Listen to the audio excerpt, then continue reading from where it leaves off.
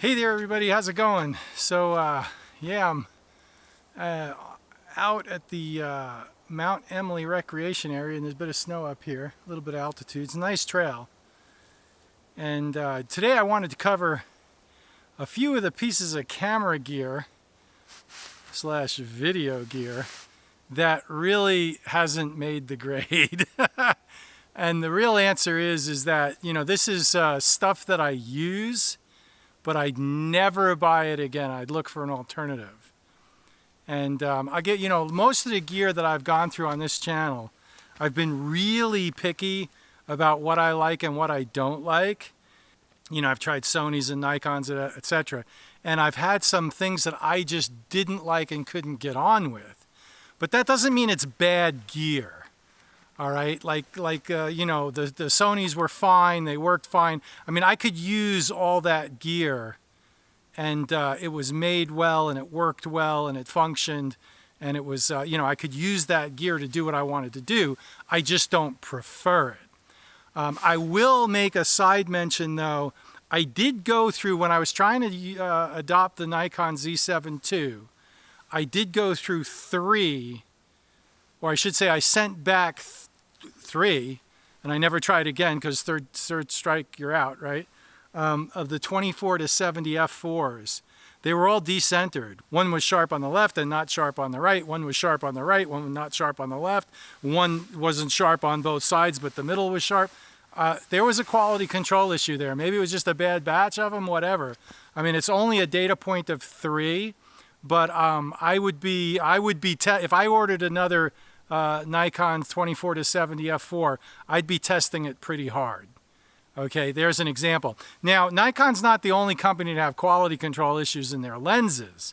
My Fuji 18 to 55 isn't sharp on both sides. I can't shoot it in the 2:3 ratio because both sides aren't that sharp. And so, but 4:5, it's really sharp. If I use the 4:5 crop, it's on the XT5 or XH2, it's really sharp in the middle, and I can shoot it square, no problem. It's fine for video, but you know, that 18 to 55 isn't as great as everybody says it is. My particular personal copy of it. Another example of that would be Thomas Heaton got an 18 to 55 that he wasn't thrilled with. I think he uses it for video as well. Personally, I just kind of use it as a walk-around lens. EDC lens with my XT5, XT3, and I use it in square mode, so it's not really that big a deal, but it's not a lens that I can count on for a 2:3 ratio shots. I think that's an example where the gear itself is engineered properly, in the sense that, like, if it was if the quality control was there, either one of those items, or if I got good copies of either one of those items, they'd be totally usable. The things that I'm talking about today are the things that I bought that just don't cut, you know, they really don't work very well. And but I still use them because I paid for them and I'm stuck with them. But I would upgrade them when I get around to it, and I would not recommend them, and I would not buy them again. A big example of that is all the GoPros. Okay, these things literally suck. All right. I have had the GoPro 3, I've had the 9, and I've had the 11.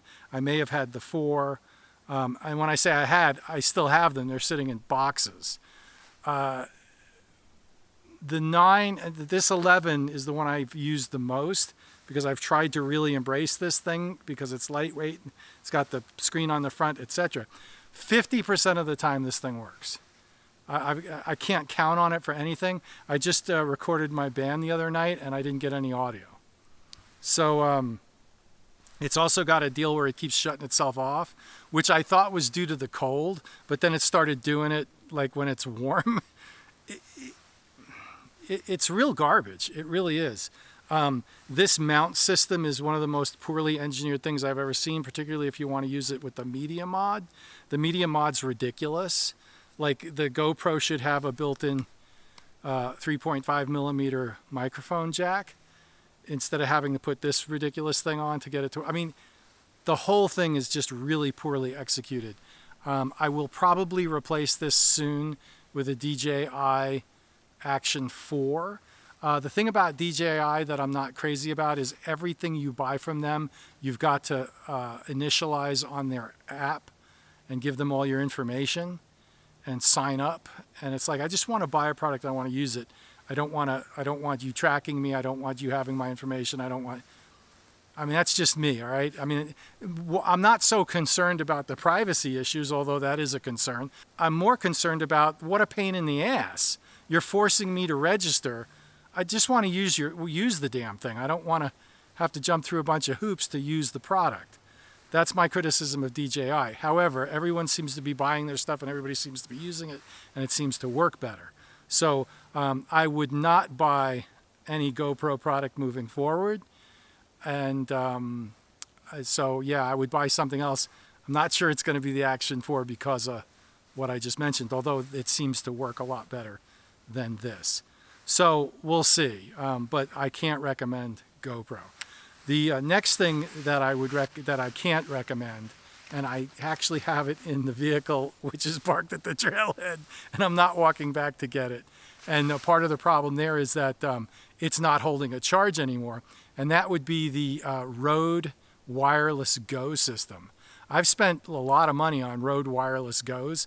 I have the original Rode Wireless Go that the fuzzy thing that blocks the wind doesn't really attach and it falls off. So now I use the original one in the office and I don't use it with the wind muff.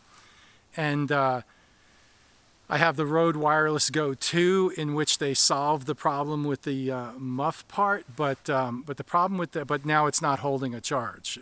It doesn't seem to be last as long, and so that's why it's back in the truck, is because I was charging it and forgot to bring it with me. But the bottom line is, with those Rode Wireless Go's, the audio actually sucks out of those things, and so every time I bring a video into post-processing into DaVinci Pro, I have to really tweak with the audio to get it sound anyways decent. And it doesn't matter if I'm out in the field or if I'm home in my office. It doesn't matter. I would not buy and I would not recommend Rode Wireless Go's to anyone.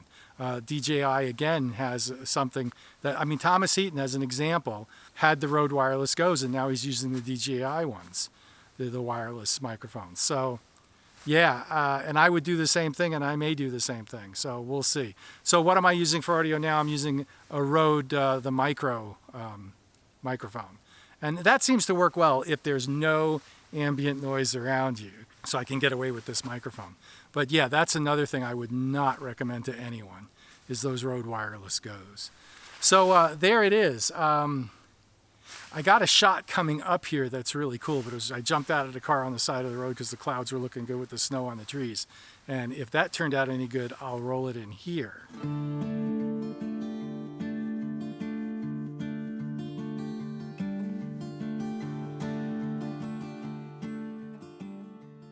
Okay, and so I've got the 4x5 with me today also, but I haven't seen anything that's really inspired me.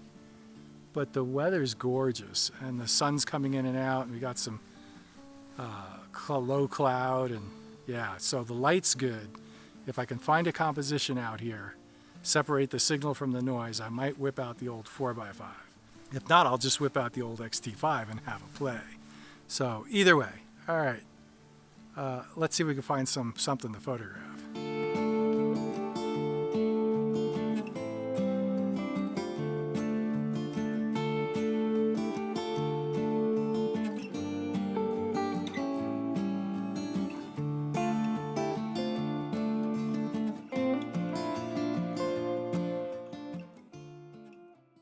Well, that's the gear that I've found to be not the greatest, and I wouldn't recommend to anyone. You know, if it works for you, that's great, but this is what I found and what doesn't work for me and what I wish I hadn't wasted my money on. So hopefully that helps somebody else out there. And thanks for coming out today. I appreciate it. Like, subscribe, hit the bell for notifications, and we'll see you out here. Have a great one. Bye.